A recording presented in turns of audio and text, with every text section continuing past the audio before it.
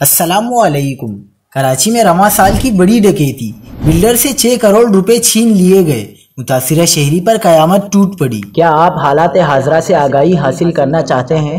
خبر کے پیچھے چھپے اصل حقائق جاننا چاہتے ہیں تو ابھی سبسکرائب کیجئے جلمل پاکستان کو اور ساتھ ہی گھنٹی کے نشان پر کلک کر دیں۔